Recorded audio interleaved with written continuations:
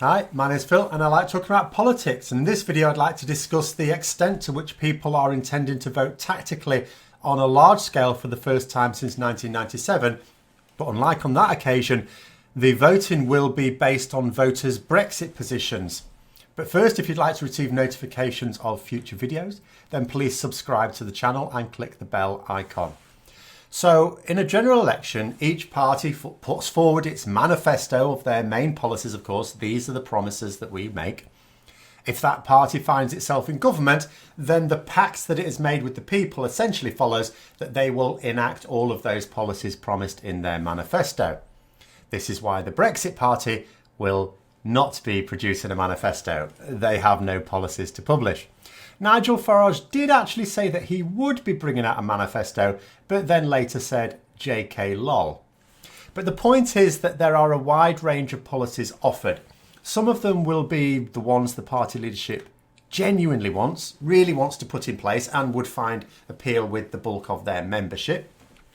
Some of which are to entice voters, particularly the swing voters, the ones who don't vote for a particular party, to put the tick in their box. Now, some voters will vote based on the general theme of the manifesto. They'll look at it as an overall balance. Some will be focused in on a single issue and will vote based on that. Some will vote based on their trust in the party leadership. After all, you might like what one party is promising, but if you don't believe it will deliver, then what value is it? And some will vote based on their allegiance to a particular party, however that allegiance has come about. But in this general election, many, by no means all, but many are voting along the lines of their Brexit position. The major parties are all emphasising their Brexit position very strongly, even the rather more muddled position that Labour have, and the reason is explained by a recent poll.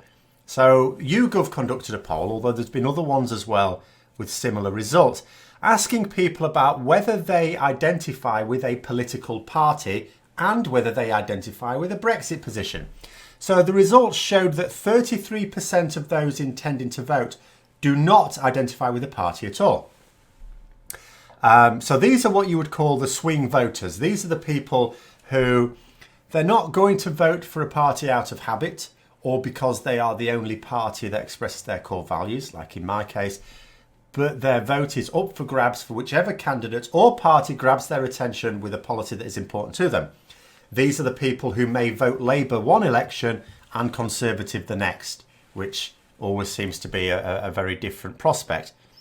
So fully a third of anticipated voters, at least, don't identify with a party.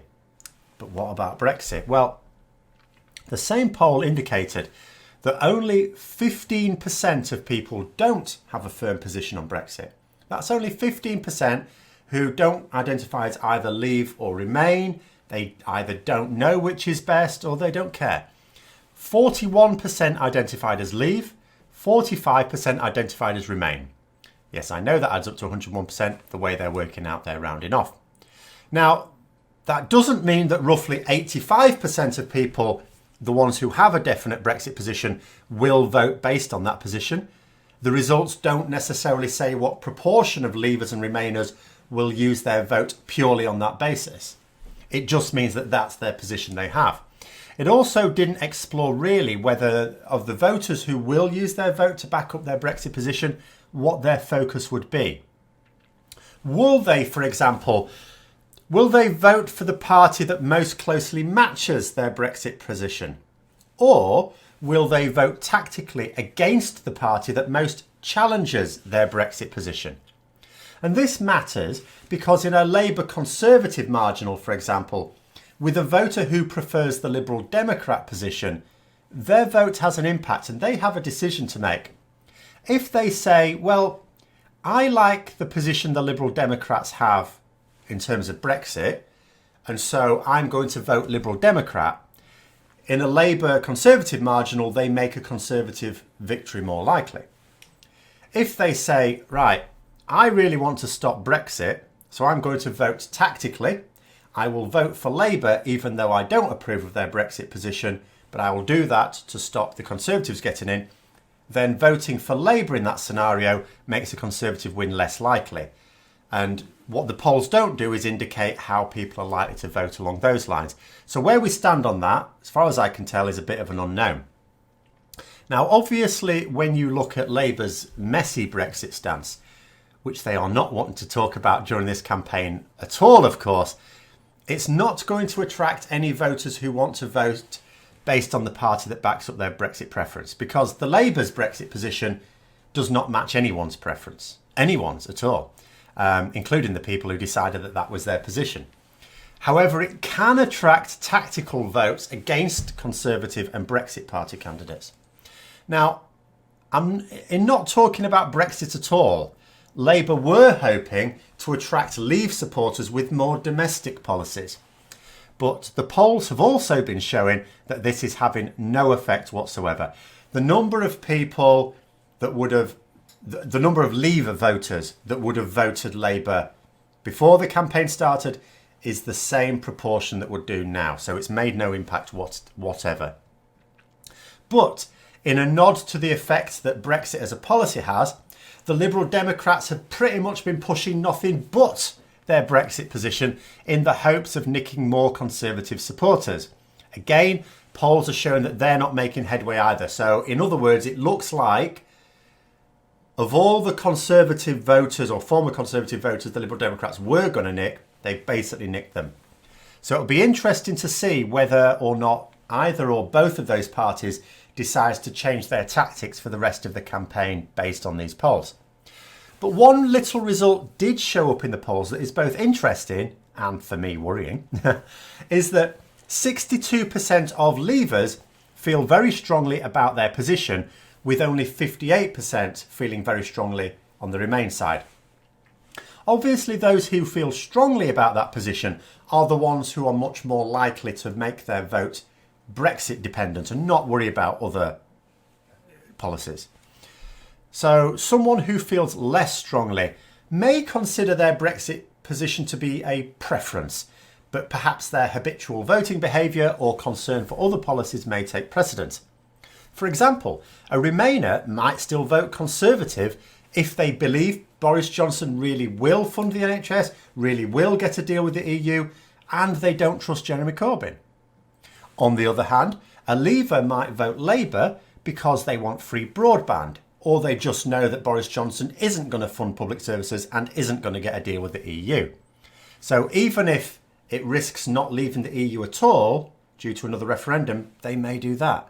So the voting isn't necessarily going along Brexit lines for everyone who has a Brexit position. A general election is always about priorities for everyone, and not everyone with that opinion on Brexit, as I say, considers it their top priority. The poll also showed that 63% identify with both a party and a Brexit position.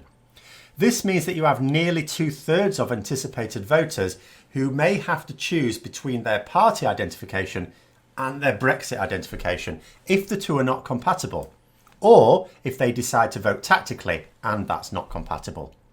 In terms of the others, 5% of anticipated voters have a party identity but not a Brexit position, and 22% have a Brexit position but not a party identification. So we could probably say that those 22% have a very good chance of voting based on Brexit, but again, remember, it may not be their top priority. But what it does look like is that Brexit is certainly a much more important factor in the general election than party identity.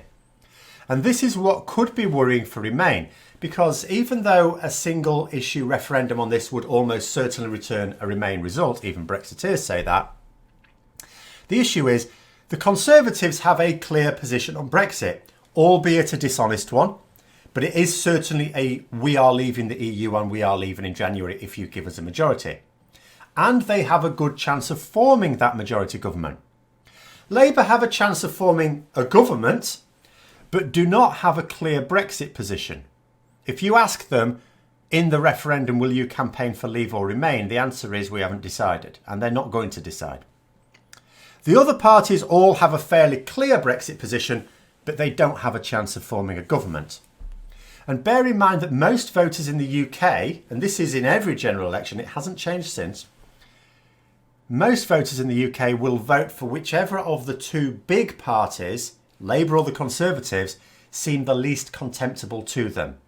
It's a sad reflection on our first past the post system that the majority of voters don't vote for the party they most like, they vote for the party they least hate, out of the top two. So most voters don't consider a vote for other parties to be useful because the country will ultimately be governed by one of those two. So the Conservatives will attract the vast majority of the Leave vote, plus the anti-Labour vote. Labour may attract the anti-Conservative vote, but have no hope of attracting either Leave or Remain votes, except where people vote tactically. This means that the Remain vote will be split between Labour and the more explicitly Remain parties in hundreds of constituencies. The Conservatives will have their vote split amongst the Brexit Party in some constituencies, roughly half of them, and that's all, not all of them like Labour. They'll also have it split in a few constituencies where they've got former MPs with a big name campaigning, such as Dominic Grieve. But that's a much less of a split than Labour will be suffering. So I hope you found the video interesting. If you did, then please click the like button. And if you'd like to support the channel further, then also please click the Patreon link for details. And until next time, I'll see you later.